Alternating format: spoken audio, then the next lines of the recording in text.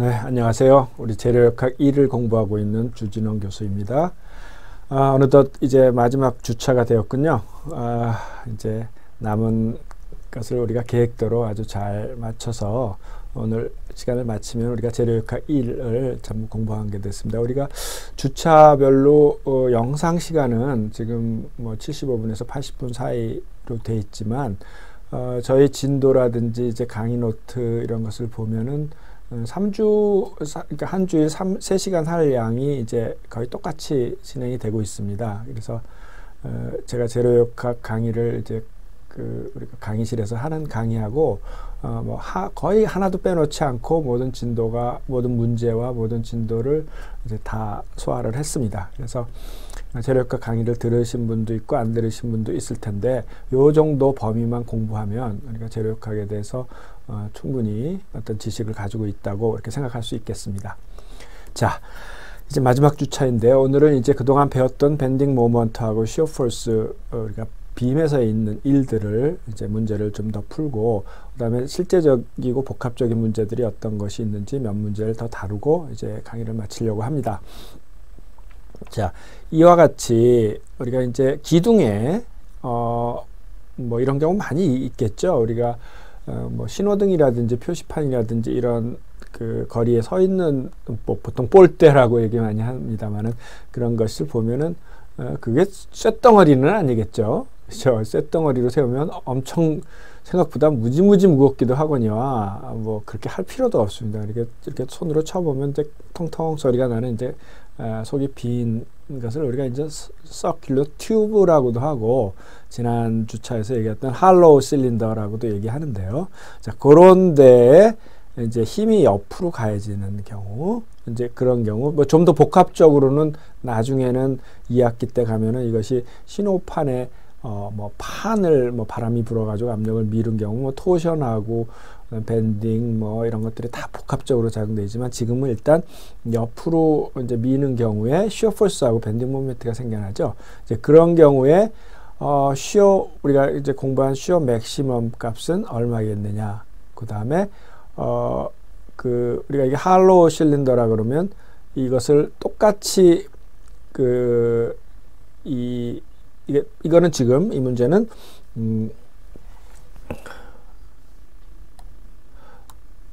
이 문제는요,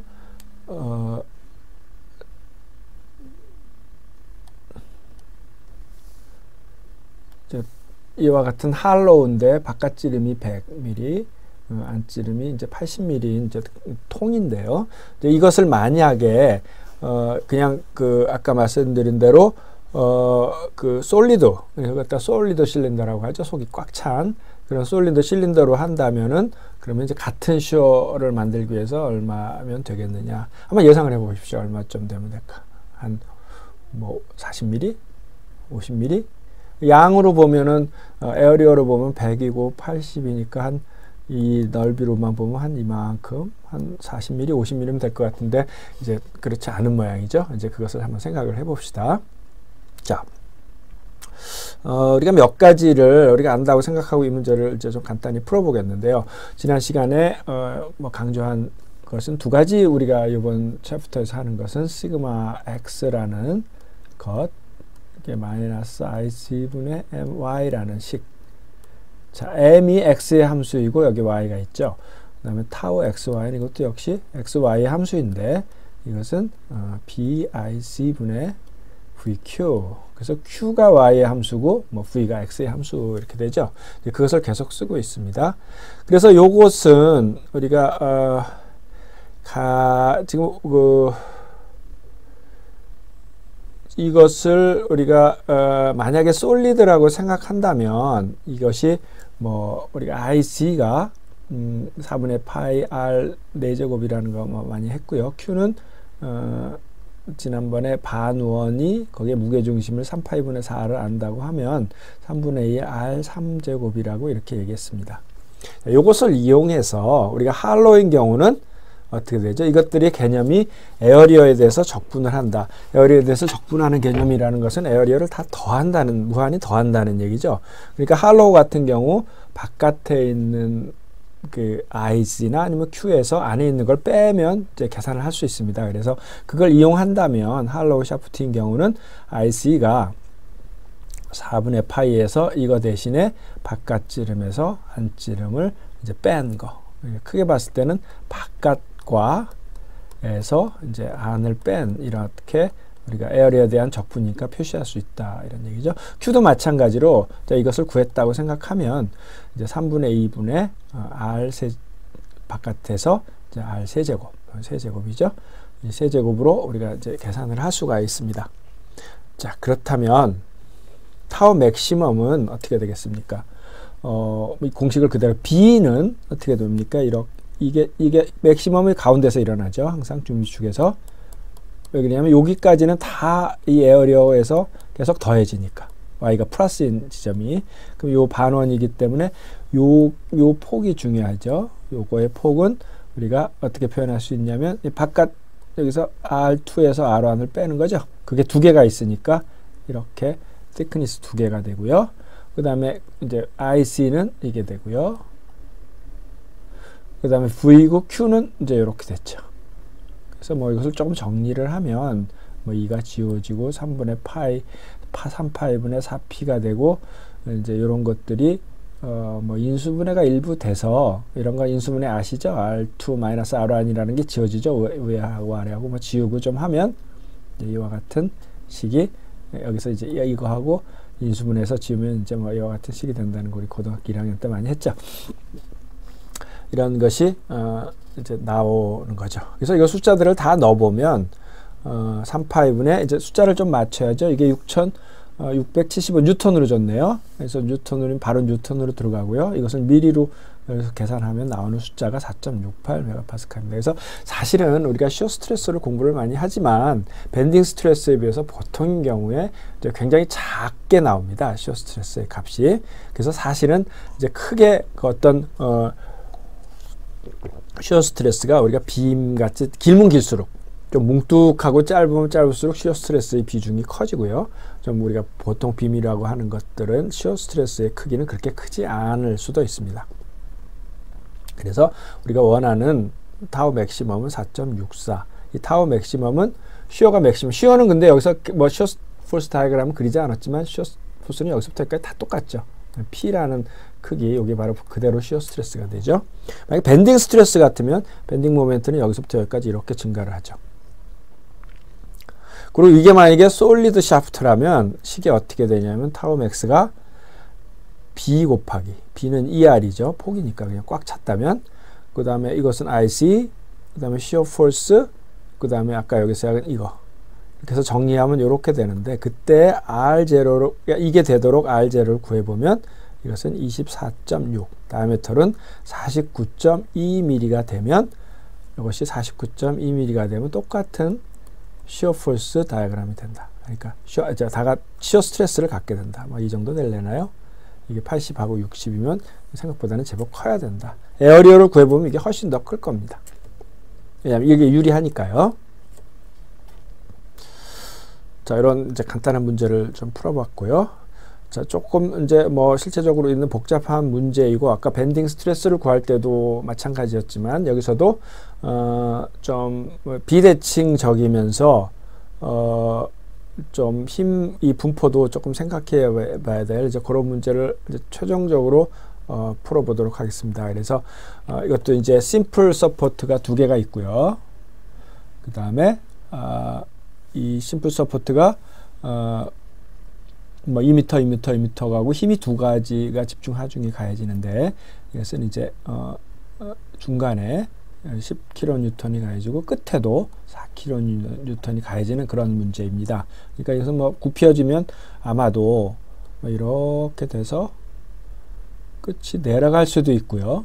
끝이 뭐 이렇게 아직도 올라가고 있을 수도 있고요. 뭐 딱 제로가 올 수도 있고. 그래서 이제 이런 경우를 제로로 맞추도록 설계하는 문제도 있습니다. 왜냐하면 이것이 이제 어떤 공작기계의 바이트 끝이라고도 생각할 수 있습니다. 그러면 공작기계를 하는데 우리가 이제 뭐 이게 로봇이라든지 공작기계를 정밀하게 하면은 뭐 요새 나노 가공을 한다. 뭐 그래서 뭐 마이크로 이하 가공을 막 하고 하는데요. 그걸 컨트롤을 위치 제어로 컨트롤을 뭐 마이크로까지 굉장히 했다고 하더라도 만약에 이게 어떤 그 변형을 이렇게로 보면 그 힘을 받아가지고 변형 뭐 힘을 받을 수밖에 없죠. 뭐 가공을 한다든가 그러면 저항을 받으니까 그런 힘을 받았을 때 컨트롤한 게 뭐 서브 마이크로 단위로 컨트롤 해봐야 변형 때문에 문제가 생길 수가 많죠. 그러니까 가공이 그만큼 정확하게 안 되는 수도 있죠. 그래서 이런 것들을 잘 조절해 가지고 이것이 딱 뭐 제로가 되는 조건을 구해라. 이제 이런 문제도 있을 수가 있습니다.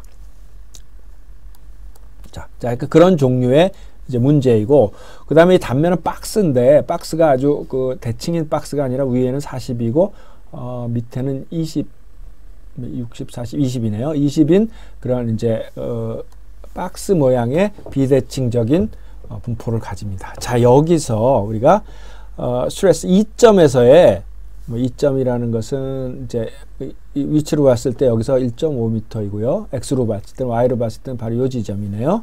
스트레스를 구하라. 그 다음에 이 전체에서 어디가 X축으로도 어디가 되고 Y축 위치도 어디가 되지만 하여간 가장 큰 스트레스, 그러니까 스트레스 있으니까 밴딩 스트레스하고 시어 스트레스를 이제 다 구해봐라 하는 것이 최종적인 이제 문제입니다. 자, 여러분들 이제 계획이 섰습니까?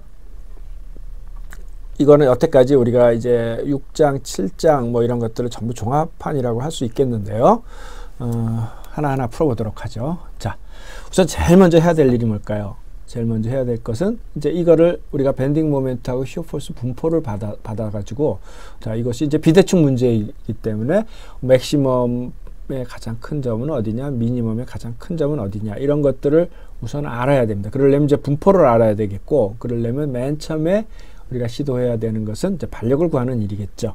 그래서 이제 반력을 구해보면, 뭐 이것도 마찬가지입니다. 우리가 이제 평행 방정식을 이용해서, RA하고 RB를 더하면 이제 10하고 4니까 14가 되고요. 뭐 늘 하듯이 뭐 어느 점이든 상관없지만 A점에 대해서 모먼트를 따져보면 RB 곱하기 4, 요거는 이쪽으로 10 곱하기 2, 그 다음에 4 곱하기 6인가요? 4 곱하기 6 이래서 뭐 쉽게 구할 수도 있고요. 아니면 10을 5씩 나눠 갖고, 그 다음에 이건 바깥에 있으니까 요 점을 중심으로 보면 4 곱하기 2는 4 곱하기 2. 그래서 여기가 2는 빼줘야죠. 그죠? 그래서 들어 올라가니까 눌러줘야 되니까요. 그 다음 이 두 개가 여기서 걸리니까 4하고 2니까 6이 걸리죠. 뭐 이렇게 해서 구해도 됩니다. 직관적으로. 어쨌건 RA는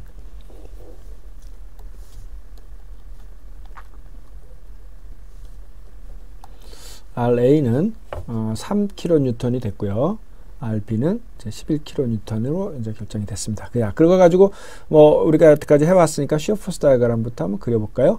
자, 이거는 힘만으로 분포 하중이 하나도 없죠. 그래서 이제 이것은 힘만으로 어쨌건 이게 리액션 포스든지 어플라이드 포스든지 바깥에서 가진 외력이든지 뭐 반력이든지 힘만으로 결정되어 있습니다. 그러니까 분포 하중이 없으니까 시어 포스 다이어그램은 선형적으로 변하는 건 없을 거예요. 그쵸? 점프만 있겠죠. 그죠? 그다음 밴딩 모멘트는 2차식이 없을 거예요. 그죠? 2차식이 없고 직선으로만 연결될 겁니다. 이제 그걸 좀 알아두면 좋겠고요. 자, 맨 처음에 RA가 이제 3kN이 가해졌으니까 요 직후에서는 이쪽으로 3kN이 가해지고 이것을 우리가 플러스로 정의하기로 했죠. 그래서 직후는 3이 되고요.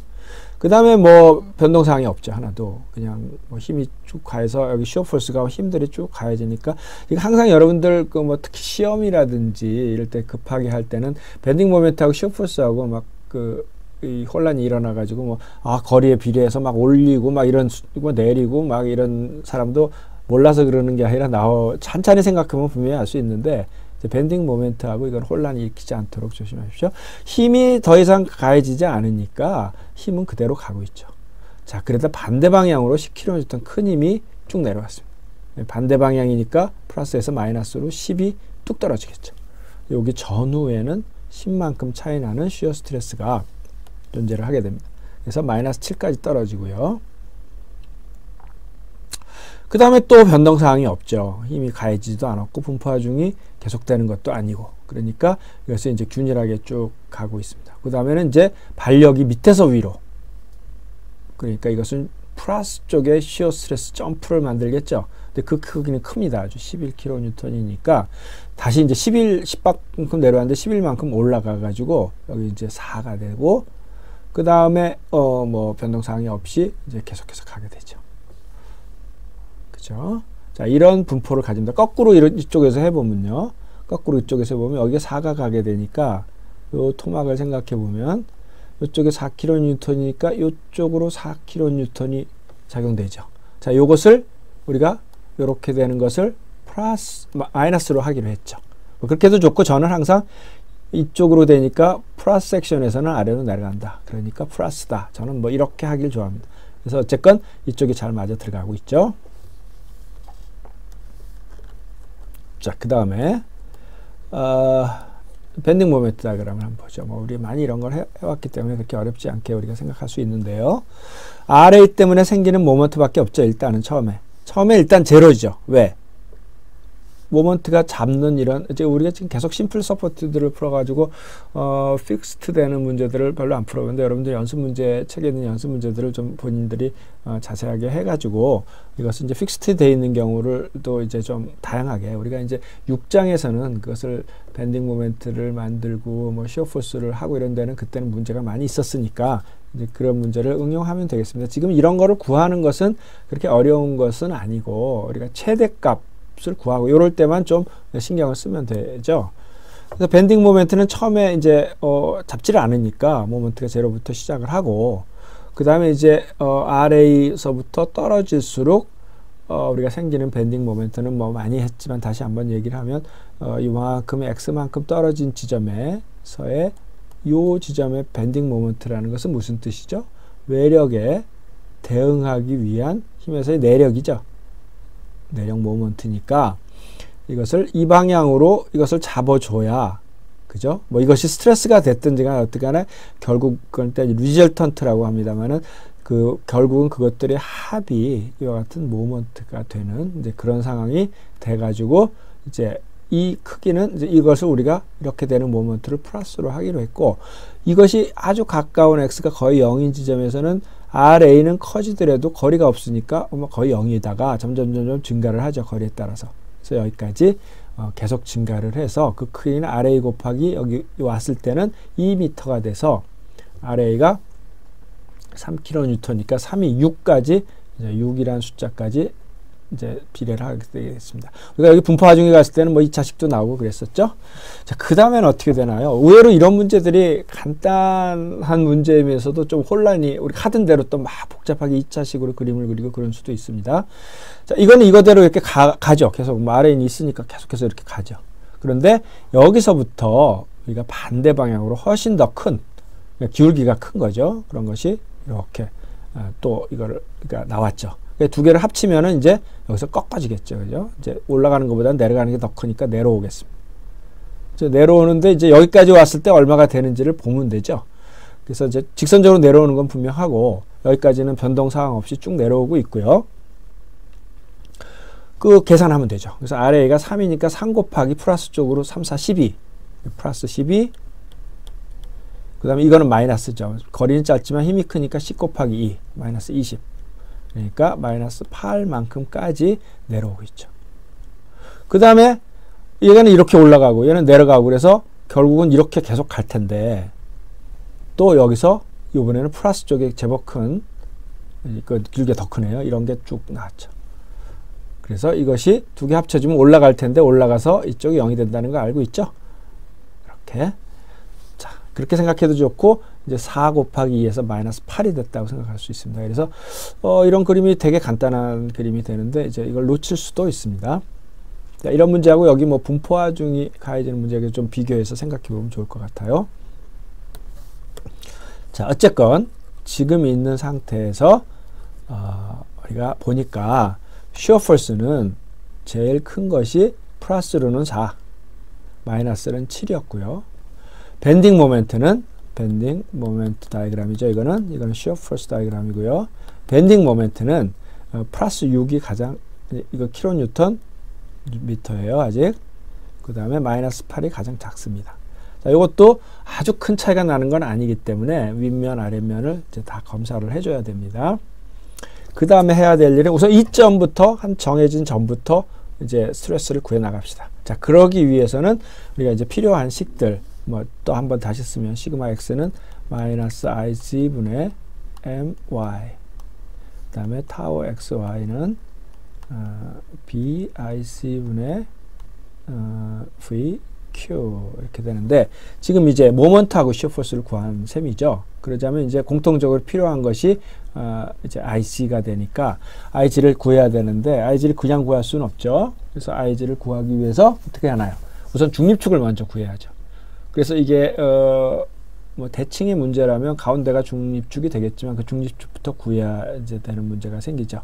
그래서 이것은 지금 이것은 기준을 여기서부터 했네. 이 선을 기준으로 했을 때 이런 박스, 비대칭 박스의 중립축이 도대체 얼마냐, 이거를 딱 세워놨을 때, 칼날에 세워놨을 때 얼른 더 쓰러지지 않는 그 지점이 어디냐, 이걸 구하기 위해서 어떻게 생각하냐면 요거의 넓이 곱하기 거기까지의 길이, 그 다음에 요렇게 둘로 나눠서 이거는 뭐 2배로 하면 되겠네요. 요 넓이 곱하기 거기까지 길이, 요 넓이 곱하기 거기까지 길이를 곱한 다음에 그것을 전체 에어리어로 나눠주면 바로 그 지점이 되겠다는 것을 이제 지난번에도 설명을 드렸고, 뭐 이건 정력학이라든가 아니면 다른 여러 물리 같은 데서도 나오는 일입니다. 자, 그래서 이제 이 식이 그거죠. 이 식이 조금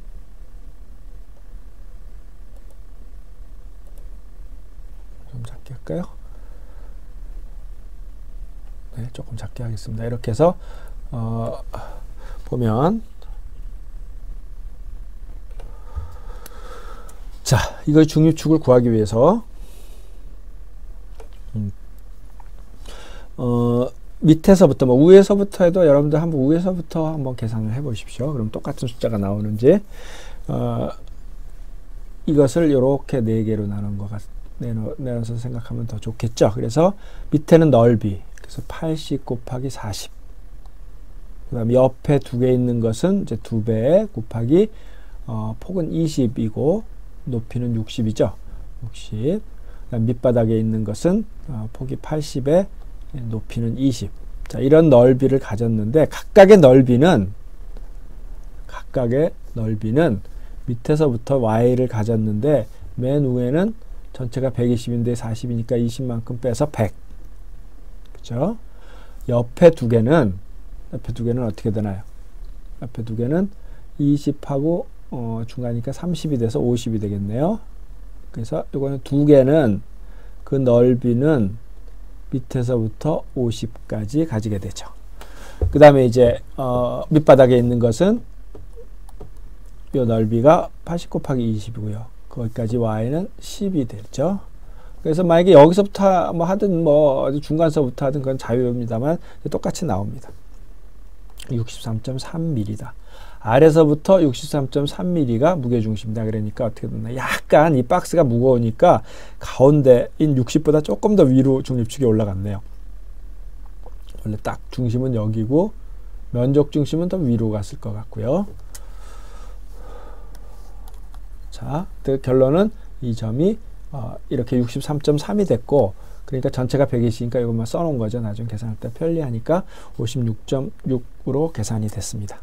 그 다음에 두 번째 할 일은 뭐죠? 두 번째 할 일은 이것의 IG를 구해야 되겠죠. 그러니까 IG는 평행이동의 법칙을 사용하는데, 평행이동의 법칙은 이 네모를 자기 중립축에 대해서는 12분의 1 BH 3승이니 그거를 지금의 중립축과의 제곱으로 AD 제곱으로 표시하는 것이, 그래서 ID 제곱은 평행축의 정의는 IG에서, 그런데 이 IG는 항상 중립축을 지나는 거에 대한 거라고 했죠. 그래서 AD 제곱이다 이렇게 썼으니까 이제 그것을 쓰는 겁니다.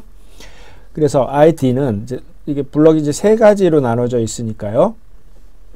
첫 번째 맨 위에 거, 자기 자신은 12분의 1 BH의 3제곱. 요게 바로 뭡니까? 중립축이 여기였을 때 요 네모의 세컨드 모먼트 오브 이너시아죠. 근데 실제로 중립축은 여기에 있으니까 실제 중립축과 이거의 차이, 이 56.7에서 20을 빼면 되겠네요. 그죠? 이만큼의 차이니까 그럼 37.7. 그래서 그 넓이는 80 곱하기 40은 어떻게 되나요? 36.7의 제곱. 자, 이것은 위쪽이든 아래쪽이든 그런 건 상관없습니다. 왜냐하면 제곱이기 때문에요.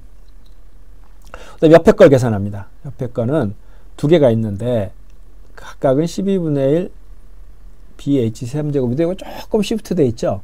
그 차이가 얼마일까요? 여기가 63.3이고 원래 이거의 센터는 이거의 60이니까 30이고 여기가 20이니까 50이었네요. 그죠? 이거의 원래 자기 자신의 센터는. 그리고 실제는 63.3이니까 13.3만큼 차이가 있네요. 그래서 20 곱하기 60은 13.3의 제곱. 자, 이게 이제 두 번째 옆에 있는 IC고요. 그다음 세 번째 밑바닥에 있는 것은 자기 자신은 12분의 1 BH 3제곱. 그 다음에 이거와 자기 자신의 축과 실제 중립축과의 거리 차이는 제가 63.3에서 10만 빼면 되겠어요. 53.3. 그래서 80 곱하기 20은 53.3제곱. 이것을 다 계산해 보면 큰 숫자가 나오는데 이것도 역시 10의 6승으로 표시를 했습니다. 10.48 100만. 10.48 100만 메가. 그러니까 뭐 읽으면은 1048만 뭐 이래 되겠네요. 10.48 이게 4승인데 여기라고 썼습니다. 예. 자, 이렇게 해서 IG를 구했고요. 자, 그다음에 이 첫 번째 문제는 이제 2점에서의 좀 크기를 더 줄일까요? 2점에서의 그 어떤 점에서의 그 2점이라는 것은 이쪽에서부터 1.5m 떨어져 있는 이 지점입니다. 이때 스트레스들을 구해봐라. 그리고 이 점은 x로는 1.5m고 y로는 이 지점이다. 그렇죠? 이제 이렇게 표시되어 있습니다. 자, 그럼 이 식에서 보면 이 점에 일단 밴딩 모멘트하고 시어 포스를 구해야죠. 시어 포스를 구해보면 뭐 여기는 이 구간들이 전부 플러스 3이죠. 이제 부호를 그대로 잘 따져서 하면 좋습니다. 그래서 이 점의 시어 포스는 3 플러스 3 kN이고 그 다음에 이 점은 여기는 어떻게 계산할 수 있을까요? 이 RA에다가 1.5를 곱하면 되겠죠. 그래서 4.5 kNm입니다. 그래서 공식에 그대로 넣으면 되겠죠. 아주 쉬운 문제입니다. 그래서 시그마 E는 이런 식인데 이것은 이미 결정이 했고요. 이것은 대칭이든 비대칭이든 지금 어쨌든 결정을 했습니다. 그 다음에 원래 마이너스 있고요. 그 다음에 ME가 플러스 4.5 kN인데 이것은 이제 단위를 뉴턴하고 밀리미터로 맞춰주니까 여기서 10의 3승, 여기서 10의 3승, 10의 6승이 나와서 4.5 곱하기 10의 6승이 됐고요. 그 다음에는 어떻게 되나요?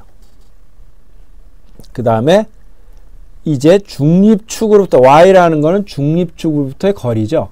그래서 지금 이 2라는 게 이 박스에 이 부분이 사실은 좀 위험하거든요. 이제 갑자기 좁아지는 부분이 되기 때문에 이 지점에 스트레스를 구해보려면 뭐 물론 표면까지의 스트레스가 제일 크겠죠.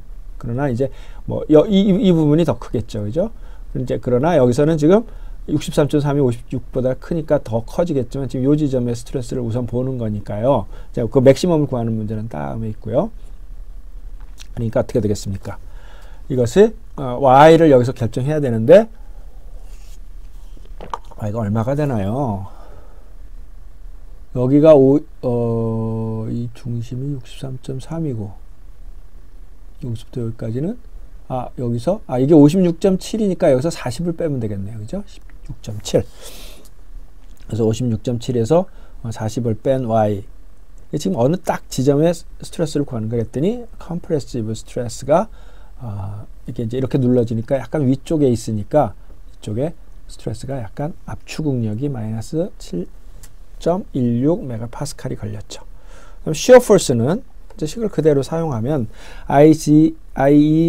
BIG 분의 이제 VQ. 그래서 V는 결정을 했고요. Q를 알아야 되는데 자, 이때 Q도 뭐 적분해를 통해서 할 필요 없이 네모니까 지금 요 지점에 Q라 그러니까 에어리어는 A와는 요게 자, 요것이 A1이죠. 요 지점이니까 여기까지의 넓이와 그 무게중심까지 곱하면 되겠죠. 그죠? 원래 Q의 정의는 Y1, 에어리어 1, 그 위에 있는 에어리어는 YDA인데, 결국은 이제 우리가 무게중심을 알면은 이게 이제 Y, 거기까지 지점, 뭐 Y1이라고 할까요? 곱하기 거기까지 넓이가 되지 않습니까? 그러니까 이제 우리가 이런 네모인 경우는 뭐 굳이 이렇게 적분을 할 필요는 없고요. 이와 같이 요 박스 80 곱하기 40이라는 넓이가 그 무게중심은 반이니까 중립축으로부터 얼마가 되나요? 여기서 56.7에서 20을 빼면 되겠네요. 그래서 36.7이 되죠. 이거 제곱하면 안 됩니다. 이건 평행축의 정리가 아니라 이거 y는 단면 1차 모먼트입니다. 그래서 y를 이제 곱하면 이제 10의 3승 오더가 돼가지고 뭐 계산하면 117.4인데 이것도 좀 숫자가 크니까 10의 3승 혹은 뭐 6승으로 놔도 좋고요. 이렇게 되고 여기 이제 10mm의 3승이 됩니다. 그래서 그것을 넣으면 IC는 아까 구한 것이 있죠. 10.48 곱하기 10의 6승 제곱밀리미터. 그 다음 B는, 자, 이제 B는 그럼 어디로 할 것이냐? 여기로 할 것이냐? 요 위로 할 것이냐? 당연히 이 밑이 훨씬 더 크겠죠. 왜냐면 다 똑같은데, 요거의 직전이나 직후는 다 똑같은데, 폭으로 나눠지는 것만 크죠. 그러니까 여기서 사실은 나중에 이제 그런 얘기를 하겠습니다만, 분포가 이렇게 2차로 갔다가 점프를 합니다. 이렇게.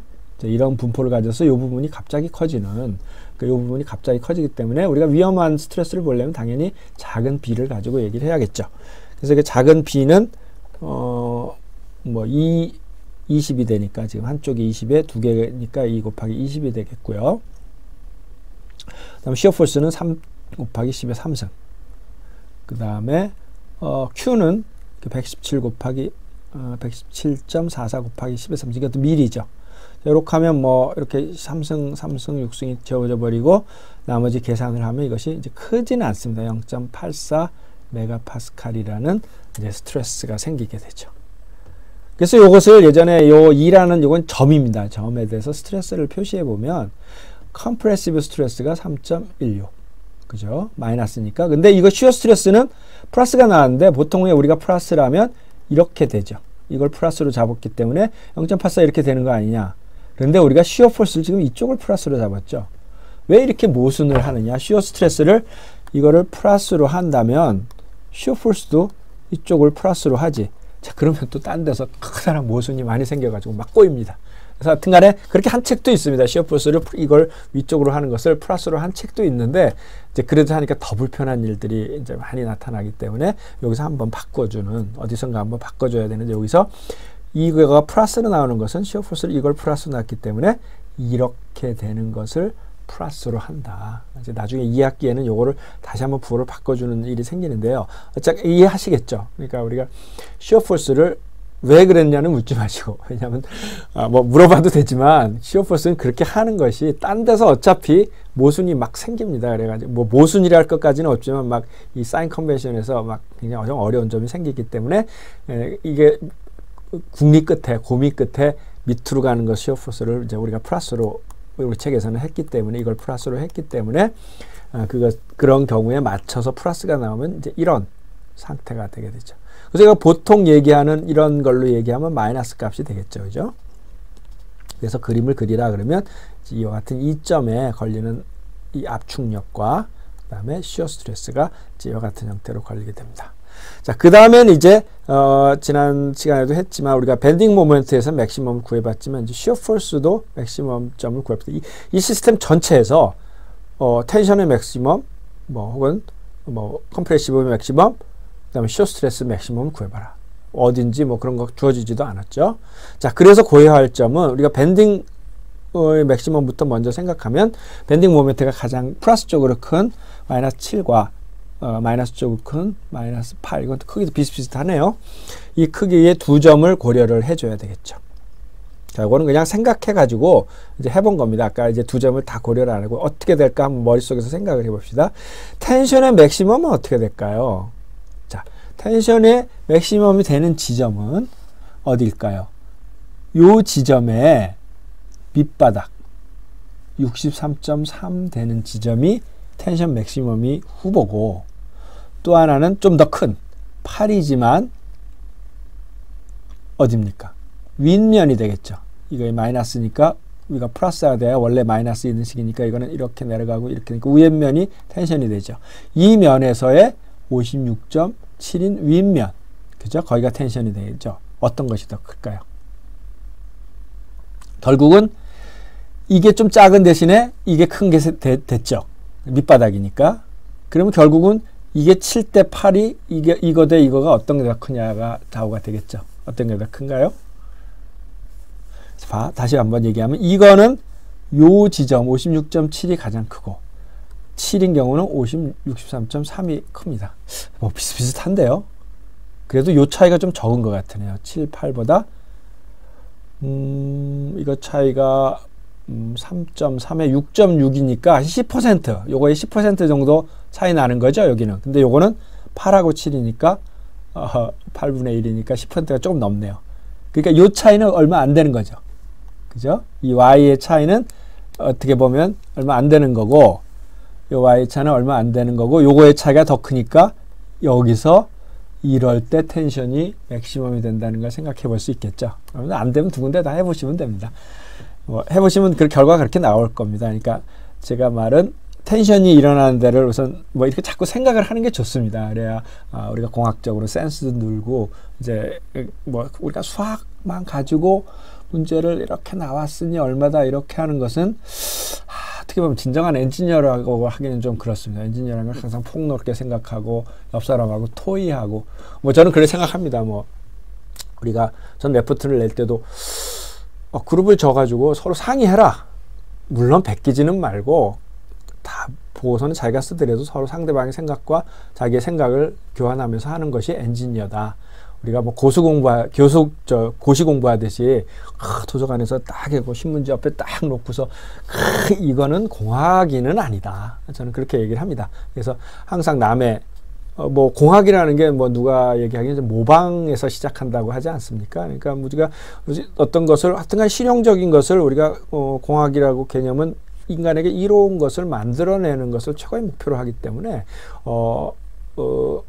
뭐 노벨상도 중요하고 우리가 창의적인 것도 굉장히 중요합니다만은 기본적으로 창의적이라는 것도 많은 경험과 그 다음에 많은 다른 그 아이디어를 우리가 머릿속에서 정리를 한 끝에 나올 수도 있는 거죠. 그래서 사이언티스트하고 이제 엔지니어하고는 조금 틀린 개념인데, 그래서 이제 뭐 레포트도 서로 토의하고 하고 이제 뭐 그런 개념으로 생각해 보는데, 자꾸 이런 걸 생각해 보는 게 좋겠죠.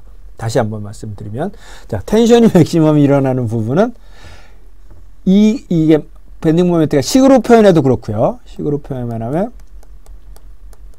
IC분의 MY니까 이게 플러스가 되려면 원래 마이너스가 있으니까 이거는 뭐 항상 플러스죠. 이 두 개가 부호가 다른 부분이죠. M이 플러스가 되고 Y가 마이너스가 되는 지점이든지, M이 마이너스가 되고 Y가 플러스 되는 지점이든지, 그죠? 그 두 지점이 여기서는 아랫면, 여기서는 윗면이 텐션이 맥시멈이 될 후보가 되는데, 그 둘 중에 결국은 이게 작고, 만약에 이것도 작았으면 비교할 게 없죠. 이것도 크고 이것도 크면 끝인데, 지금 서로 엇갈려서 이거는 이게 크고 이거는 여기서 하는 건 밑바닥이 크고, 이제 그러니까 비교를 하게 되는데, 그게 어떤 게 더 차이가 적으냐 그걸 보고 있는 거죠. 자, 이것은 지금 차이를 보니까 위나 아래나 큰 차이는 없습니다. 63.3하고 56.7을 얼른 보니까 6.6만큼 차이가 나서 한 10% 여기에 큰 거에 비해서 10% 보다 조금 더 11% 정도 되겠네요. 그 다음에 여기는 8하고 7 차이는 10%가 좀 많이 넘죠. 8에서 1 차이는 8분의 1이니까 12.5%네요. 아마도 조금 이거를 쓰고 조금 나은 거를 쓰는 것이 텐션이 더 클 겁니다. 이제 그렇게 해서 한 번에 한 겁니다. 여러분들 자신이 없으면 두 군데에서 다 구해보면 되겠습니다. 그래서 그것은 8을 썼을 때, 마이너스 8을 썼을 때고 10.48이고, 그리고 저기로는 길이는 좀 작은 56.7을 사용했을 때 이것이 맥시멈이 되고, 그 크기는 43.3 메가파스칼. 여러분 반대의 경우는 한번 구해보면 조금 제 생각으로 한 42 정도 나올 것 같습니다. 그 다음에 컴프레시브 맥시멈은 어떻게? 그것도 한번 생각을 해보시죠. 컴프레시브 맥시멈은 어디서 일어납니까? 마이너스 7이고, 자, 이게 컴프레시브 되려니까 이거하고 두 개가 부호 같아야지. 마이너스 7이고 위에 마이너스 8이고 아래. 이거는 비교할 게 없죠. 게임 끝이죠. 이것도 크고 이것도 크니까. 그죠? 그래서 두 군데를 해봐야 된다는 얘기입니다. 그러니까 8하고 63.3을 사용할 때가 무조건 크죠. 그래서 10.48 곱하기 10의 6승하고 그 다음에 마이너스 8 곱하기 10의 6승 그 다음에 마이너스 63.3을 사용했을 때가 다른 거에보다는 이것도 크고 이것도 크니까 뭐 월등히 크겠죠. 크다는 게 지금 절대값을 얘기하는 겁니다. 이제 부호로는 마이너스죠. 마이너스 82.8 메가파스칼이 돼서 컴프레션이 가장 큰, 이 시스템 전체에서 컴프레션이 가장 큰 스트레스는 이렇게 됩니다. 자, 이것은 이제 우리가 지난번에 한 문제하고 뭐 거의 같다고 할 수 있겠고요. 그 다음에 쉬어의 맥시멈을 구해봅시다. 근데 쉬어는 그래도 한번 몇 번 말씀을 드렸는데 노멀 스트레스인 경우는 텐션의 큰 거하고 컴프레션이 큰 거하고가 다를 수 있습니다. 재료에 따라서. 어떤 경우는 비슷할 수도 있고요. 그리고 만약에 피로가 일어난다. 피로라는 것은 그 반복 과정이 계속 뭐 우리가 축이 돌아간다든지 사람이 계속 다닌다든지 다리에 차가 뭐 계속해서 단다 이런 반복 하중을 받을 때는 피로해 이제 힘은 우리가 스트레스는 100까지 견디는데 이건 50이다 할지라도 이것이 반복이 되면 피로 하중은 피로 한도는 더 낮아집니다. 그래서 50도 문제가 될 수 있습니다. 그런 경우는 피로는 주로 인장력에 많이 좌우된다고 되어 있습니다. 압축에 대해서는 크게 그렇게 많이 쌓여지지 않는데 인장에 대해서는 좀 더 많이 쌓여진다. 우리가 그래서 이제 뭐 파괴 피로 학문이라는 것이 이제 재료 우리가 저기 대학원 과정으로 이제 뭐 그런 과정이 또 있습니다. 탄속론도 있고 뭐 파괴 피로 파괴 이런 것이 이제 뭐 어떤 경우는 학부에서 일부 다루는 경우도 있고요. 그럴 경우는 인장응력이 더 문제가 되겠죠. 그리고 재료에 따라서 콘크리트 같은 재료는 아주 월등하게 차이합니다. 콘크리트는 인장이 굉장히 약하고 압축에는 한 5배 이상 강합니다. 이제 뭐 그렇게 인장하고 압축은 재료에 따라 비슷할 수도 있고 현상이 틀리기 때문에 이제 압괴라는 현상, 그 다음에 이제 잡아당기는 파손, 파단이라는 현상이 틀리기 때문에 각각의 의미가 있습니다. 이거의 크기는. 그러나 시어 스트레스는 결국 플러스냐 마이너스냐는 이런 시어 스트레스냐 이런 시어 스트레스냐입니다. 그것은 뭐 별 차이가 없습니다. 그렇겠죠? 시어 스트레스는. 그래서 부호가 별 크기와 관계가 없고 어떻게나 맥시멈 값을 구하면 됩니다. 자, 그래서 우선 Q 맥시멈을 구해보면 Q 맥시멈이라는 건 항상 어디죠? 항상 중립축입니다. 그것이 대칭이든 아니든. 왜? 맥시멈이 중립축으로부터 뭐 이게 비대칭 단면이라고 했을 때 뭐 중립축이 여기라고 합시다.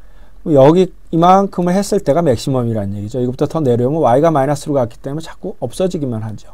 그래서 대칭이든 비대칭이든 중립축까지가 가장 Q의 맥시멈이 되기 때문에 그리고 따라서 시어 스트레스도 그 지점에서 맥시멈이 됩니다. 그러니까 그 지점을 구해보면 뭐 어떻게 구할 수 있다고 했죠?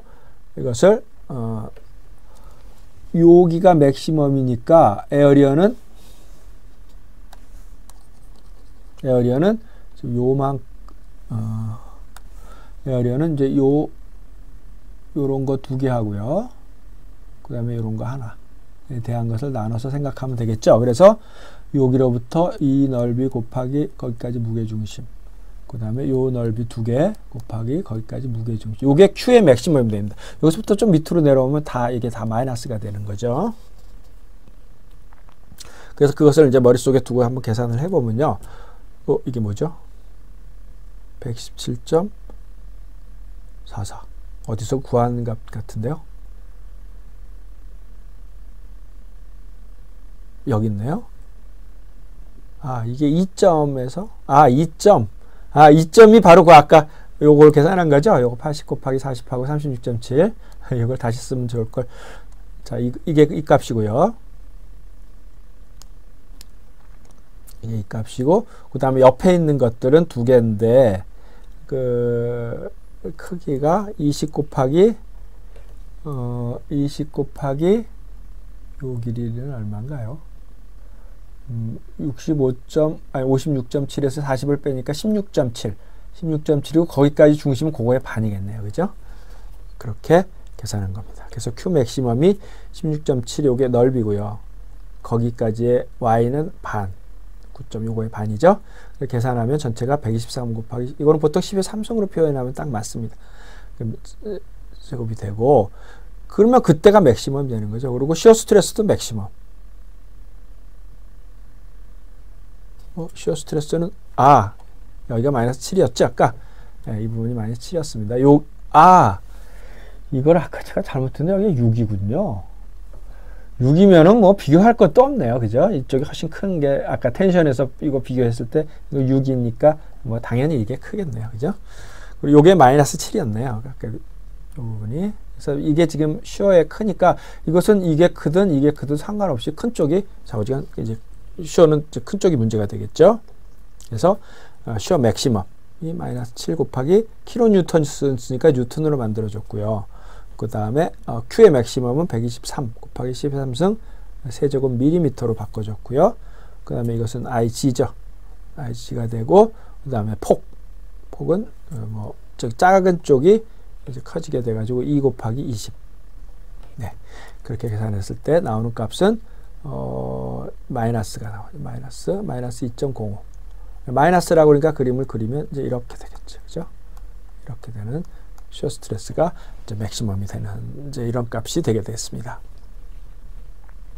자, 이제까지 해서 우리가 이제 밴딩 모멘트하고 시어 포스를 구하는 아주 우리가 5주차를 계속 빔에 대해서 얘기를 했는데요. 이게 5주차 동안 밴딩 모멘트와 시어 포스가 어떻게 분포를 가지는지, 어디가 맥시멈이 되는지, 어디가 플러스 맥시멈이고 마이너스 맥시멈이 되는지 이런 것들을 열심히 공부했고, 이번 주부터에서는 밴딩 스트레스하고 시어 스트레스를 각각의 공식을 유도하고 그 공식이 적용되는데 뭐 시메트리 단면을 가진 경우, 그다음에 난시메트릭 단면을 가진 경우, 그다음에 이제 맥시멈을 이제 알아야 되는 경우, 뭐 이런 여러 가지 유형에 대해서 이제 다 다뤘습니다. 그래서 여러분들이 이제 여기까지 한 거를 잘 복습하면 뭐 거의 못 푸는 문제가 없을 정도로 여러분들 실력이 많이 높아져 있을 겁니다.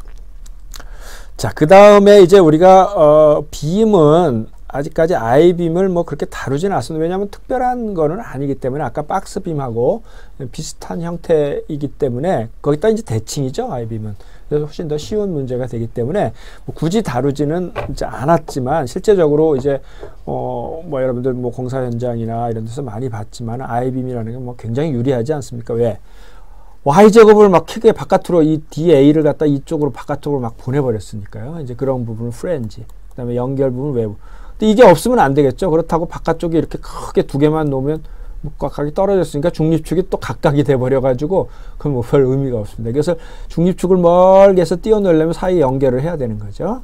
그래서 이제 그렇게 나온 것이 결국은 이제 아이빔이 되겠는데요. 아이빔이 굉장히 그러니까 적은 재료를 쓰면서 이제 가벼우면서도 이제 IC가 커가지고 스트레스를 작게 만드는 역할을 하겠습니다. 그런 경우에 대해서 뭐 크게 특별한 것은 없는데 특이한 사항을 좀 보도록 하겠습니다.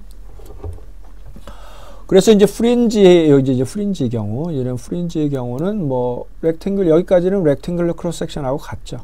그죠? 시어 스트레스를 보면 그래서 이런 걸 프렌지라고 얘기를 하는데요. 프렌지는 뭐 그걸 때 타우 1이라고 하면 이렇게 돼서, 이것은 우리가 이 식은 뭡니까? 이게 뭐 Q를 계산한 거죠. 그래서 이제 뭐 이렇게 우리가 2차 분포를 가지는, 이제 우리가 이제 단면에서 이런 분포를 가졌죠. 그죠? 분포를 가졌다고 해서 이렇게 스트레스가 되는 건 아니고, 이렇게 되는 크기가 그렇다는 얘기죠. 이렇게 크기가 이런 분포를 가진다는 얘기죠. 그래서 뭐 별 다른 게 없고 똑같이 사용할 수 있고요. 자, 외부 부분에서는 어떻게 되겠냐 이거죠.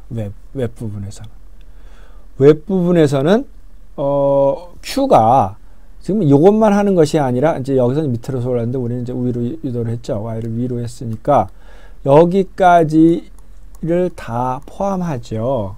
그래가지고 이것은 뭐 여기 이제 뭐 Q라는 것을 구한 겁니다. 그래서 뭐 Q는 이 에어리어하고 이제 뭐 거기까지 거리로 했는데, 이제 위에 부분은 이거 괜히 복잡하게 된 겁니다. 숫자로 하면 별건 아닙니다.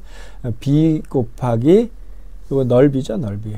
이게 넓이죠. 뭐 이게 폭이 지금 안 주어져 가지고 뭐 이게 T로 주어지면 좋을 걸 괜히 이렇게 한 것 같습니다. H하고 H1으로 하면 여기서 이걸 빼서 둘로 나누면 저 폭이 되죠. 뭐 그걸 표현한 거고요. 그래서 요게 넓이입니다. 위에 부분에. 그 다음에 어떻게 거기까지 거리죠. 그 거리도 뭐 여기 더하기 여기 2분의 요거. 근데 2분의 요거는 또 요만큼이니까 뭐 이렇게 복잡하게, 아니 2분의 요거는 또 이게 요 D라고 하죠. D니까 이걸 D로 표현했으면 여기 이제 D가 될 테고요. 뭐 이렇게 표현이 되고, 혹은 뭐 전체 H에서 마이너스 2분의 D 이렇게도 이게 더 편하겠네요. 뭐 굉장히 복잡하게 표현한 겁니다.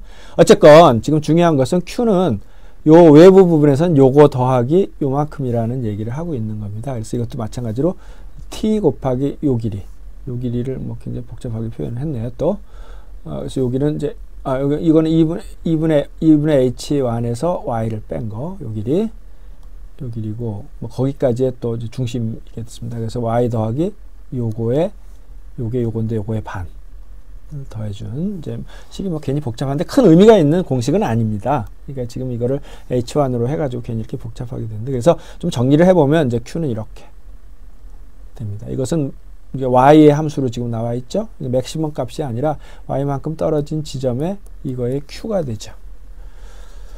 자, 그래서 여기서 지금 뭘 보려고 하느냐면요, 이거와 이 프렌즈 부분에서, 외부 부분에서 이거를 이제 보려고 하는데, 여기서 보니까 이것도 좀 복잡하긴 하지만 Y의 2차식이죠. 이것도 Y의 2차식이죠. 근데 이 개수를 보면, 요것은 개수 Y의 뭐를 기울기라고 하나요? 뭐라고 하나요? Y 우리가 2차 방정식에서 AX제곱 플러스 BX 플러스 C일 때 요 A를 얘기하는 거죠. 요 A가 여기서는 마이너스 2IG분의 V고요. 이것만 따보면 어떻게 되나요? 8IC T V하고 Y의 개수는 마이너스 4T죠. 마이너스 4T. 자, 이걸 계산해 보면 두 개가 같죠. 그죠? 2로 나눠지고 T는 지워지고, 그래서 결국 같다 이거죠. 그러니까 이 A는 같다는 거예요. A가 같다는 건 뭐죠? 쉬프트가 있지만은 우리가 펑션을 우리가 이렇게 얘기를 할 때 A가 같은 거는 이게 같은 정도인 거죠. 이렇게. 그러니까 이게 같은가요? 하여튼간에 이동을 하더라도 이 쉬프트는 같은 거가 되죠. 자, 이렇게 모양은 같다. 그 다음에 개수가 틀린 거지. 개수. 말하자면 절편이 틀린 거죠. 그래서 어떤 형식으로 되느냐면, 이 모양이 이제 중요한 겁니다. 이 모양이 이렇게 되고, 이렇게 돼서 B가 점프가 있기 때문에 폭이 갑자기 여기서 이렇게 줄어들었죠. 그 때문에 점프가 있는데, 요거는 같다는 거죠. A가 같으니까. 그래서 시어 스트레스가 이제 이 부분이 굉장히 갑자기 커지는 부분이 돼서 이 부분이 좀 위험합니다. 이제 그런 것들을 계산한 거고요. 그런데 여기서 이거는 뭘 계산한 거냐면, 이제 이쪽에서 이 값을 계산한 거고요. 이것은 이쪽을 계산한 건데 둘 차이가 꽤 난다 하는 것을 얘기하고, 이제 숫자로 계산해 보면 많이 차이가 나겠죠. 그래서 지금 요것은 뭐를 얘기하려고 하냐면, 이 벤치 아이빔에서의 뭐 값들은 숫자가 대부분에 하면 이제 뭐 어떻게 구할 수 있는 얘기고요. 이 분포를 보면, 다시 한번 분포를 보면, 이 아이빔에서는 밴딩 지금 한 시어포스는 어떤 분포를 갖느냐면 이런 분포를 갖고요. 자, 우선 네모일 때부터 네모하고 비교해서 한번 얘기를 해보도록 하죠. 네모인 경우는 분포를, 시어 스트레스의 분포는 이렇게 되고, 자, 이렇게 된다면 이쪽 방향이 아니라 이제 이쪽 방향이 크기죠. 그 다음에 근데 밴딩 모멘트는 뭐 이렇게 되죠. 그죠? 그러니까 밴딩 모멘트가 밴딩 스트레스가 가장 큰 부분은 표면이고, 시어 스트레스가 가장 큰 부분은 뉴트럴 엑시스죠. 그럼 어디가 더 위험한가? 이런 문제를 생각해 볼 수 있죠. 어디가 더 위험한가? 뭐 물론 시어 스트레스에 약한 재료, 밴딩 스트레스에 약한 재료, 뭐 그런 재료가 있겠지만 이 값은 대부분 굉장히 큽니다. 크고, 이거를 계산해 보면 나중에 이제 2학기 때 그런 걸 계산을 많이 하겠습니다만은 이 값이 굉장히 커가지고 사실은 이거는 무시해도 돼. 표면이 큽니다. 시어 스트레스는 거의 무시해도 될 정도로 큽니다. 근데 아이빔은 그거에 비교해서 얘기를 해보면, 아이빔은 시어 스트레스가 이렇게 되고 밴딩 스트레스는 역시 똑같이 모양이 이렇게 돼도 그냥 이렇게 돼요. 그죠? 밴딩 스트레스 시계는 이것이 모양이 어떤 폭에 대한 것이 없죠. 그대로 Y입니다. Y에 대해서 비례를 하죠. 그러니까 무슨 말이냐면 여기서부터 여기까지 떨어졌는데 크게 떨어지지 않았다는 얘기죠. 그런데 시어 스트레스는 갑자기 커졌어요. 그렇기 때문에 이 부분이 꽤 위험합니다. 빔에서는 밴딩 스트레스도 어느 정도 크고, 왜냐하면 거리가 어느 정도 되기 때문에. 그리고 시어 스트레스는 갑자기 자, 이 부분은 차라리 시어 스트레스가 이거보다는 더 크지만 밴딩 스트레스가 제로이기 때문에 위험하지 않고, 이 부분이 위험할 수도 있지만 그보다 조금 밴딩 스트레스는 작지만 시어 스트레스가 많이 커졌기 때문에 이 부분이 위험해요. 그래가지고 보통 이제 여기에는 그걸 방지해서 라운드를 이렇게 주죠. 그냥 이렇게 네모로 빡 깎은 아이빔은 없습니다. 라운드를 줘가지고 그런 거를 방지하도록 만드는데, 이제 이런 분포를 우리가 아이빔의 특징으로 알아두면 이제 좋을 것 같습니다. 계산은 이게 이제 뭐 숫자로 주어지면 아까 우리가 박스빔이라든지 T빔도 다 계산을 했으니까 뭐 아이빔은 크게 어려운 점은 없습니다. 자, 그 다음에 이제 마지막 페이지가 되겠는데요. 이제 마지막인 경우는 우리가 이제 액슈얼 로드하고 지금까지 우리가 이제 세 가지의 큰 로드를 1학기 때는 배웠습니다. 한 가지는 이제 액슈얼 로드.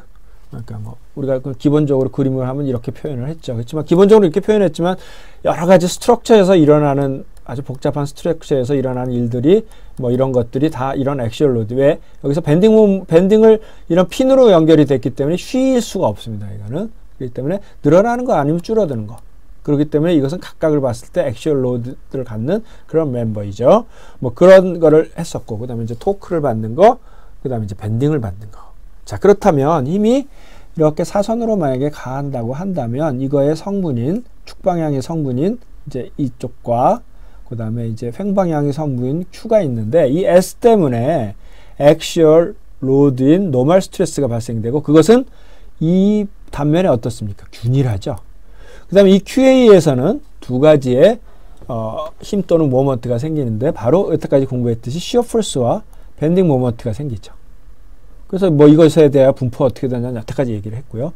그래서 이 축과 밴딩 모먼트하고 시어 포스가 생겨서 이제 뭐 그것은 뭐 모먼트는 뭐 여기까지 길이 x가 여기라고 그러면 이제 전체 L에서 이만큼이 모먼트가 생기죠. 그다음에 V는 뭐 Q가 생기면 언제나 다 Q라고 할 수 있고요. 그 다음에 이제 인장 응력이 바로 이제 P 코사인 세타만큼 생긴다, 이런 얘기죠. 그래서 이제 이와 같은 분포가 생기는데, 자, 그러면 이제 세 가지가 이제 생기게 되는 거죠. 그래서 이제 세 가지가 생기게 되면 이제 그 세 가지에 대해서 각각의 스트레스가 생길 텐데, 이제 그 스트레스는 밴딩 모멘트에서 의해하는 밴딩 스트레스. 그건 여태까지 우리 했죠. 자, 이것은, 자, 요번에 이제 그것을 뭘 잘 봐야 되냐면, 이 인덱스를 잘 봐야 된다. 어느 방향인지. 시그마 X입니다. 시어 스트레스는 여태까지 했는데, 그것은 타우 XY입니다. 왜? X와 Y 평면에서 이루어지는 일이기 때문에, 이런 시어 스트레스, 이런 시어, 그러니까 위에는 없고, 이제 요런 시어 스트레스죠. 요런 시어 스트레스들이 생기기 때문에 타우 XY죠. 자, 텐션에 의해서는 우리가 컴포넌트를 했을 때 그것을 무슨 성분이라고 할 수 있을까요? 그것은 X방향의 성분이죠. 축방향이죠. 그래서 그것을 플러스가 되든 마이너스가 되든 뭐 이런 경우는 인장이 되겠고 이런 경우는 압축이 되죠. 인장이라고 합시다. 그러면 그것은 이와 같이 Y에 대한 분포가 따로 있는 것이 아니라 그대로 에버리지.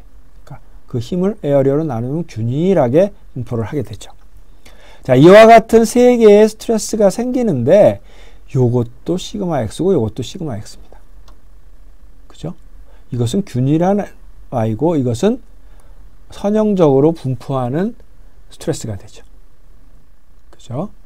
그래서 그것은 성분이 같기 때문에 바로 단순하게 더해버릴 수가 있습니다. 뭐 물론 각각은 플러스도 될 수 있고 마이너스 될 수 있습니다. M도 플러스 될 수 있고 마이너스 될 수 있고 Y도 플러스 될 수 있고 마이너스, 윗면이냐 아랫면이냐 달라지기 때문에 부호는 얼마든지 플러스 마이너스가 될 수 있고, N도 뭐 인장력이냐 뭐 압축력이냐에 따라서 플러스 마이너스 다 될 수 있지만 그것이 산술적으로 더해진다는 얘기죠. 그냥 만약에 이게 50메가파스칼, 이게 23.1메가파스칼이 된다면 이건 뭐 플러스 마이너스는 있지만 이것이 산술적으로 그대로 더해진다는 얘기죠. 무슨 얘기냐면 시어 스트레스가 만약에 50이 나왔다. 이거는 더할 수 없죠. 다른 거죠. 이거는. 이런 것을 우리가 복합적으로 했을 때 그러면 다른 방향에서 얼마큼이 나오냐 이런 문제들을 우리가 이제 재료역학 2를 시작하게 되면 바로 처음 그걸 배울 텐데요. 지금은 그냥 산술적으로 시그마 x니까 이건 두 개 더할 수가 있습니다. 이거하고 이거는 더해질 성질이 아니고요. 자, 그렇다면 이것을 우리가 그림으로 좀 표현을 해보면요. 이제 스트레스가 지금 밴딩 스트레스에 의한 것은 이렇게 됩니다. m이 플러스일 때 이렇게 되죠. 그죠? 그 다음에 인장에 의한 것은 균일하죠. 뭐 이 크기는 뭐 두 개가 뭐 차이가 많이 날 수도 있고 안 날 수도 있는데요. 그럼 이걸 두 개 더하면 어떻게 될까요? 이걸 두 개 더하면 이렇게 되거나 뭐 아니면 이게 이제 좀 작으면 이렇게 되거나 뭐 혹은 이제 부호가 바뀌면 마이너스가 돼. 어쨌거나 이건 뉴트럴 x가 더 이상 no longer through the centroid. 도심을 지나지는 않는다는 겁니다. 뭐 그러겠죠. 자부당기면서 인장의 밴딩이 일어나면 중립축이 뭐 위로 갈 수도 있고요. 그죠? 전체적으로 인장이 많이 전체적으로 자부당기면서 밴딩을 주면은 자부당기 이제 이런 게 어디서 나오냐면 지금 여기서는 뭐 제가 P로 표현을 해서 그거의 성분이 이렇다 이렇게 비스듬히 가는 경우로 이제 그냥 예를 들어서 설명을 했지만 많은 기계 시스템에서 이런 일이 일어납니다. 소위 얘기해서 어떤 게 있을까요? 뭐 가령 자부당겨서 헬리콥터 축이 토크를 받으면서 밴딩을 받으면서 또 어떻습니까?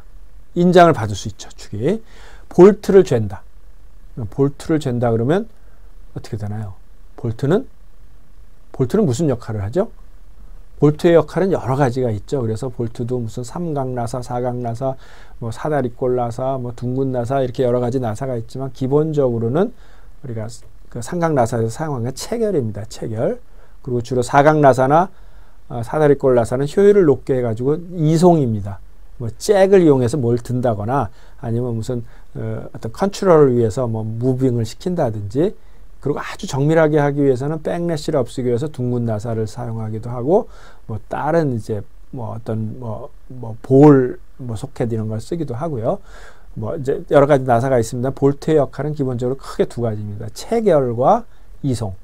그러니까 체결이라고 하는 것은 두 개의 물질을 단단하게 고정을 하는 거죠. 가령 예를 들어서 뭐 실린더 헤드와 실린더 사이에 물론 중간에 뭐 밀폐, 뭐 실링 이런 것이 들어가겠지만은 뭐 그것을 두 개를 조여 가지고 그 물체는 압축력을 받지만 볼트는 어떻게 되나요?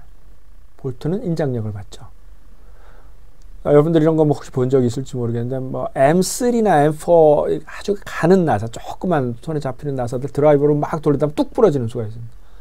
뚝 끊어져 버려요. 그냥 볼트가. 그거는 자기가 인장을 압축을 하는 만큼 자기는 이제 인장을 받기 위한 거죠. 이제 그런 경우 인장과 밴딩이 같이 받을 수도 있고. 그죠?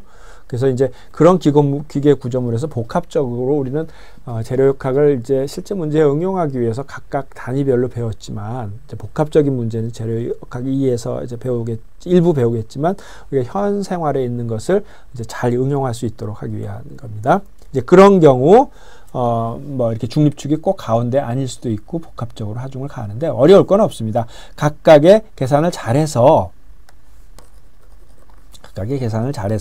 같은 요 성분끼리는 같이 더해 줄 수 있다. 뭐 시그마 y가 만약에 있다면 시그마 y끼리는 플러스 마이너스 고려 잘 해가지고 이제 같이 계산이 될 수 있다는 것을 지금 말씀드리고 있고요. 자, 그럼 마지막으로 이제 그런 문제를 한 번만 풀어볼까요?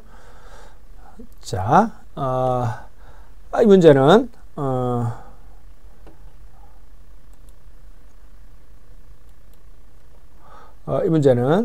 이제 뭐 실제적으로 여태까지 빔 그러면은 그냥 빔에만 힘을 막 주고 그랬지만 실제적인 구조물들은 뭐 그렇게 되는 경우는 그렇게 많지 않을 수도 있습니다. 그리고 뭐 연결해서 힘이 가해지는 이런 문제를 한번 생각을 해봅시다. 그래서 뭐 이게 140mm죠. 중심에 바가 있어가지고 이렇게 잡아당기면 그럼 이제 힘을 항상 불력을 나눌 수 있는 거니까 이제 이 문제로 어떻게 되나요? 이 문제로 요게 이제 요 불력과 요 불력이 있죠.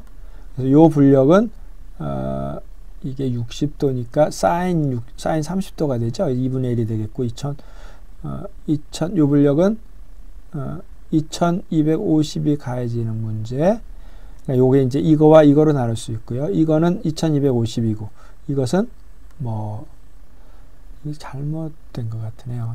이게 4500이면 이제 코사인 세타이기 때문에 2250이 아니고, 여기 있는데요. 그림은 이걸로 표현했지만, 사인이니까 3897. 이렇게 가해지고, 그 다음에 또 여기하고 여기가 떨어져 있죠. 그러니까 요것이 이렇게 힘만 만드는 것이 아니라 모먼트를 만들죠. 그죠? 그 크기는 140 곱하기 이쪽 방향의 힘, 3870. 그걸 계산하면 이제 모먼트가 이제 그걸 계산한 거죠. 그래서 종합적으로는 옆에 방향으로 이제 호라이전틀 방향으로 3897뉴턴, 버티컬 방향으로 2250.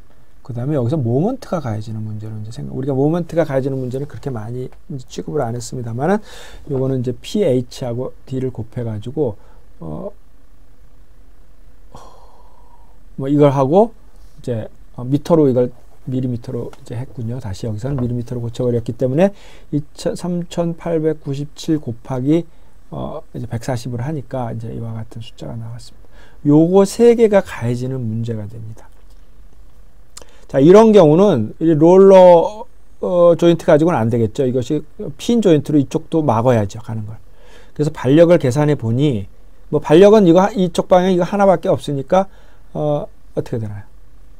X는 뭐 3897, PH하고 P죠. PH하고 같아야 되겠죠. 그 다음에 발력을 구해야 되는데 발력이 뭐 평행관계를 이용해서 구할 수 있지만 어떻게 되나요? 이쪽으로 가해지는 것을 둘로 나눠서 받겠죠.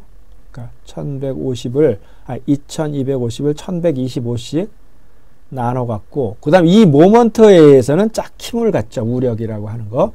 이 모먼트는 어떻게 돼? 이 모먼트에 의해서 못 가. 그리고 여기서 이렇게 막고 위에서 이렇게 막아야 되겠지. 이렇게 돌아가려고 하는 것을 눌러가지고 못 돌아가게 해야죠. 그런 발력이 생기죠. 이런 발력이 생긴데 크기는 보통 이런 경우는 어떻게 되나요? 이 힘에다가 이 사이의 거리, 이걸 우력이라고 하죠. 커플링, 커플이 되니까 이 모먼트를 이 길이로 나누면 각각의 힘이 되겠습니다. 그래서 자, 그것을 이제 힘으로 계산하면 이것을 아까 모먼트 545600 그냥 이걸 그냥 숫자로 풀어 썼네요. 숫자로 풀어 썼고, 그 사이의 간격인 미리로 이제 지금 다 1500으로 나누면 이게 바로 이 힘이 되는 거죠. 그러니까 이 모멘트 때문에 이렇게 받치는데 안 돼. 그러니까 이거는 더해주게 되겠고요. 아까 거에다가 여기는 눌러주게 되니까 아까 힘에다가 빼주게 되겠죠. 이제 그래서 1125에서 그 모멘트에 의한 것을 이제 빼주면, 이건 물론 평행관계에 의해서 구할 수도 있습니다. Fy 이퀄 0하고 뭐 MC, 뭐 A점이라든가 B점이라든가 잡아서 하면 될 수 있고요. 그랬더니 이게 1489고 761. 그 다음 호라이전털 방향으로 이렇게 됩니다. 자, 그래서 이제 시어 포스 다이어그램하고 뭐 밴딩 모멘트 다이어그램, 그 다음에 이제 액츄얼 포스 다이어그램, 뭐 이런 걸 여태까지 부르진 않았지만, 뭐 그거는 여기에 그림을 그린 다음에 여기에는 여기서 가해지기 때문에 여기에 3800 어떻게 되나요?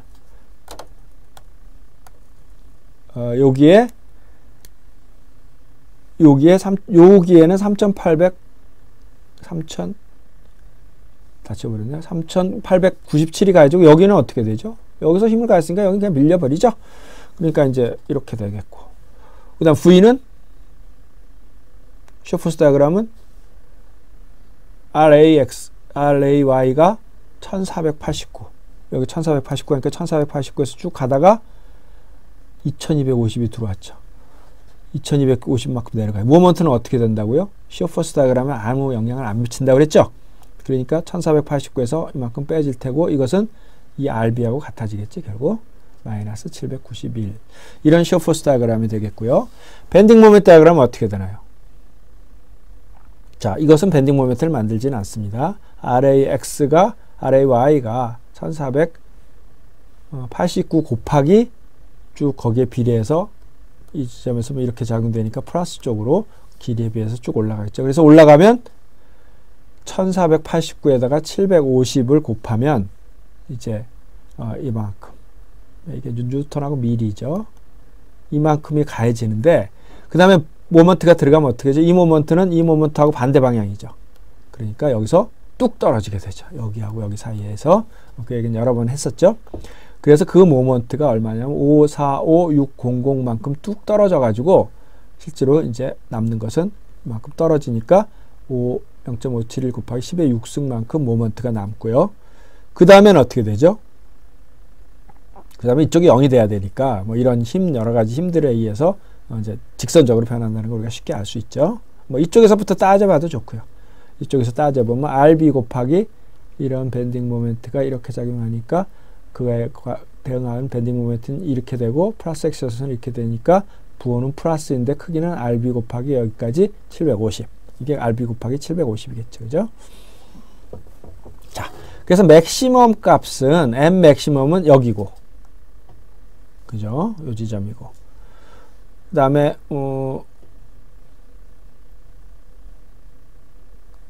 다음에 그래서 시그마 T 맥시멈은 우리가 구하듯이 이거를 구해야 되는데 대칭이니까 지금 이거는 이제 뭐 박스니까 대칭이죠. 그래서 이제 맥시멈을 구해야 되는데 거기에 산술적인 이쪽에서 이쪽 면에서 이 액슈얼 포스가 가해지는데 그 방향이 같은 방향이죠. 그래서 A분의 N과 이거 그대로 식을 쓴 겁니다. 이것이 두 개가 더해져야 된다. 그런 얘기입니다. 그래서 이것은 이 스트레스는 단면적이 지금 어디 다르게 구하지 이렇게 구했네요. 12500인데 박스가 150 곱하기 150 뭐 t가 얼마인지 지금 여기 안 나와 있는데요. 12500이라고 하니까 그것을 이제 큰 힘은 큰 응력은 아닙니다. 왜냐하면 어떤 것을 액슈얼 포스를 줘가지고 응력을 크게 만드는 건 굉장히 힘듭니다. 같은 힘을 옆으로 주면 스트레스가 커지겠죠. 휘면서 그죠? 이제 구피 응력이 훨씬 커져가지고 크긴 크지 않지만 그다음에 이거 하고 그 다음에 이건 사실 이제 플러스 마이너스를 쓸 수 있습니다. 왜냐면 y 값에 따라서 윗면 아래면이 됐으니까 이제 플러스 마이너스를 원래 공식은 여기 마이너스가 들어가고 이제 플러스인데 이 두 개의 스트레스 풀에서 마이너스가 들어가고 이 y를 조절하면 이제 플러스 마이너스 다 될 수 있죠. 그래서 이게 플러스라면 이쪽이 인장이니까 이쪽이 플러스가 되게 하는 게 맥시멈이 되죠. 플러스에다가 더한 거니까 마이너스를 가면 빼주는 거니까 아까 요 그림에서 이런 부분이 되니까요. 지금 더하고 해서 더하는 쪽. 그러면 이제 두 개를 더하면 그게 맥시멈 값이 되겠죠. 그 맥시멈 값을 구해보면 이제 이것들을 구하면 뭐 IC를 여기서 주어졌고요. 그 다음에 이제 밴딩 모멘트의 맥시멈이 이렇게 되고 75. 그러니까 이제 뭐 이쪽이 제일 맥시멈이겠죠. 그러니까 이제 부호는 여러분들이 좀 잘 생각해 보십시오. 어디가 돼야 하는 게 맞을지. 그러니까 이렇게 되니까 밴딩 모멘트가 플러스니까 이렇게 되니까 이제 윗 아랫면이 되겠네요. 그러니까 여기가 이제 공식으로 정확하게 쓰면 이게 마이너스가 되고 y가 여기 이제 마이너스 75가 돼서 요게 마이너스 돼서 플러스 되는 거예요. 정확하게 하면은. 근데 뭐 하여튼 간에 이 크기하고 제일 큰 거하고 더하는 거니까요. 그랬을 때 이제 밴딩에 의한 거는 2.474 메가파스칼이었지만 이 인장에 의한 게 0.317이기 때문에 두 개를 더하면 맥시멈 스트레스는 2.79가 된다. 그래서 이런 복합적인 문제에 대해서 우리가 여태까지는 밴딩 모멘트하고 시어 포스만 있는 거로 생각했지만 액시얼 포스도 가해질 수 있고 또 뭐 더 나아가서는 우리가 토크하고 뭐 액슈얼, 토크하고 밴딩 이런 것들이 이제 동시에 가해지는 문제가 이제 그런 것들이 이제 재료역학 2에서 많이 다뤄지겠고요. 그다음에 이제 더 나아가서 기계공학의 이제 재료역학 다음에 보통 과정으로 되는 기계 설계라는 과목에서 이제 그런 것들을 굉장히 많이 다루게 됩니다. 그래서 여러분들이 그거에 대한 기초를 잘 가지고 있어야 되고요. 그다음에 컴프레시브 스트레스의 맥시멈은 이게 전체적으로 인장을 가하고 있고 이 부분은 뭐 압축에 가하는 건 아니죠. 만약에 여기가 핀으로 고정됐다면 이 부분은 압축, 이 부분은 인장이겠지만 여기가 그냥 롤러니까 밀려버리니까 압축 응력은 없으니까 그냥 그 산술적으로 이 인장에서 압축을 빼게 되죠. 그죠? 그게 제일 작은 압축이 되죠. 그래서 그 값을 계산하니까 요게 이제 플러스 마이너스가 되는 거죠. 그 값을 뭐 계산해 보니 이제 2.125가 되고 저거는 뭐죠? 타우 맥시멈은 그래서 이제 요거의 크기가 지금 이건 뭘 뜻하는지 지금 지워버려 가지고 제가 그렇게 되는 경우가 있고 그다음에 또 한 면은 여기죠. 여기 시어 스트레스가 지금 노멀 스트레스가 가장 여기 작은 요 부분 571 이 부분에서는 어떻게 되냐면 571 곱하기 여기 75. 그래가지고 요 부분의 시어 스트레스는 요 부분에서 압축 응력은 지나고서는 이제 마이너스 1.265 메가파스칼이 됩니다. 그러니까 요 지점에 대해서 좌우를 얘기하는 거예요. 이거는 이제 마이너스 쪽 좌, 플러스 쪽 우 값이 이제 차이가 난다. 왜냐하면 밴딩 모멘트가 점프가 있기 때문에요. 그 값을 이제 구했습니다. 자, 여러분하고 이제 재료역학기를 다 끝냈습니다. 그래가지고 아까도 말씀을 잠깐 드렸지만은 이 양이 방송 강의 80분씩 주차를 했다고 해서 결코 적은 양은 아닙니다. 그러니까 어느 학교의 재료역학일 노트를 보더라도 모든 것을 거의 포함한 양이 이제 있기 때문에 여러분들이 이걸 열심히 다시 듣기를 통해 가지고 공부를 한다면 재료역학에 대해서 상당히 이제 높은 지식을 가지고 있다고 하겠습니다. 물론 여러분들이 이제 이 책을 제가 지정을 했으니까요. 그 책에 대한 연습 문제를 많이 풀어보고 그럼으로써 여러분들은 이제 재료역학에 대한 지식을 많이 쌓을 수 있어서 그것이 나아가서 우리가 기계공학을 디자인하고 설계하고 그다음에 이제 어떤 구조 해석을 하고 그다음에 실제적으로 안전성을 평가하고 이러는 일들에 아주 훌륭하게 잘 사용될 수 있을 걸로 제가 기대를 합니다. 여러분들 그동안 수고 많이 하셨습니다.